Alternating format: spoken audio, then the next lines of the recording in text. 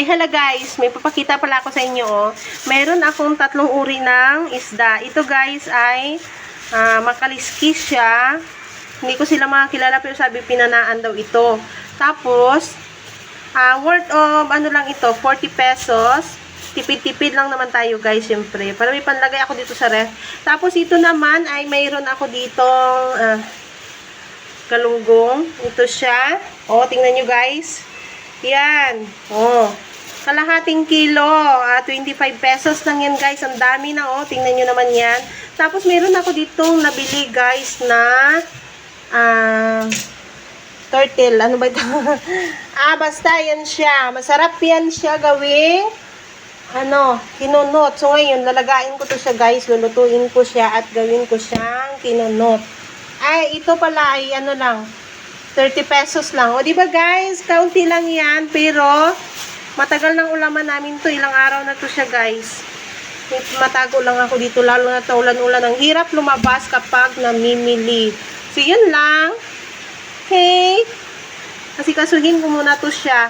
Ay, flex ko nga pala yung aming bagong yung aming bagong gripo na binili namin sa DIY. Kasi nga nag-aapura na si Sia magbili. Wala na yung ganyan, yung mataas. Ito na lang siya.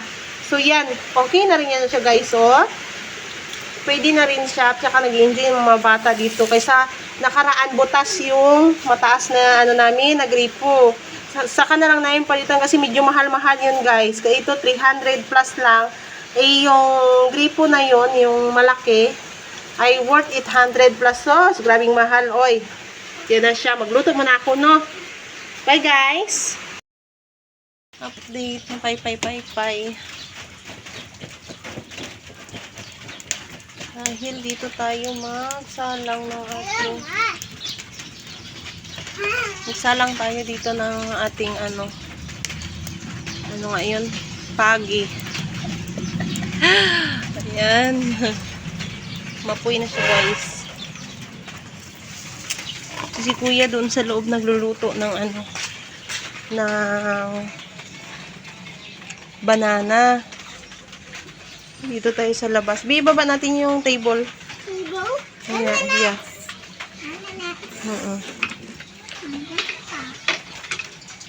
Yun, umuusok na siya guys. Nausukan na yung ating mga sinampay bahala siya dyan. May usok siya maya. Ming, alis dyan, Ming. Tingnan mo yung Miming, oh. Ito pa talaga siya mag-twist.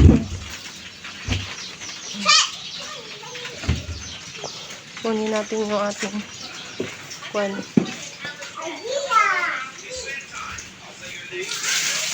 Si kuya ay nagluluto ng banana. So, doon ako magluluto sa labas nitong pagi. Sa kalan di uling. Alam nyo guys, namimiss ko magluto sa sa kahoy. Doon lang kasi ako nakakaluto sa bukid ng kahoy. Yan. Susunod, magdadala na ako ng kahoy dito. Para may lulutuan kami sa dito sa sunod paggawan ko dyan ang kalan. Na pwede ang kahoy. Nakakamiss magluto sa kahoy. Puro na lang gasol, nakakasawa na, no? Antayin natin magkulo yung ating niluluto na pagi. Day, anong ginagawa mo dyan, Day? Anong ginagawa niya sa ilalim? Day, naunsa ka man, Day. Ando siya sa ilalim, guys. Kasunod, napagawan ko na yan dito ng ng kalan dyan para mayroon kami ditong kalan di kahoy. Hindi lang sa bukid. Namimiss ko talaga pag sa bukid kasi manguha ka lang ng kahoy, mayroon ka ng pangluto. Dito, gasol, ganyan, uling. Para sa sunod, pwede na ako magdala dito ng kahoy na galing sa bukid. Ba guys? Soon. Pag napagawaan ko na dito ng kalan. Sa ngayon ay uling muna. Ang uling dito ay 350 na ang isang sako. 350 or 250 ganyan. Pag magandang klase, 350. Pag 250. Okay guys.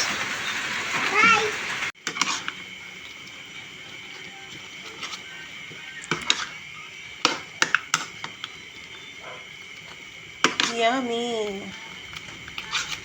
Yummy, guys.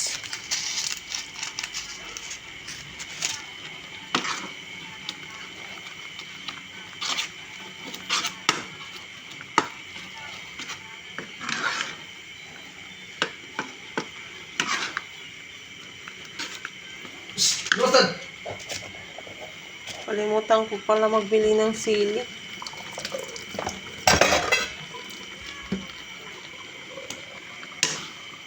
Dalawa lang yung sili nito. Patuyuin na natin yung gata. Pwede na yan. Panlaban. Sa kainan.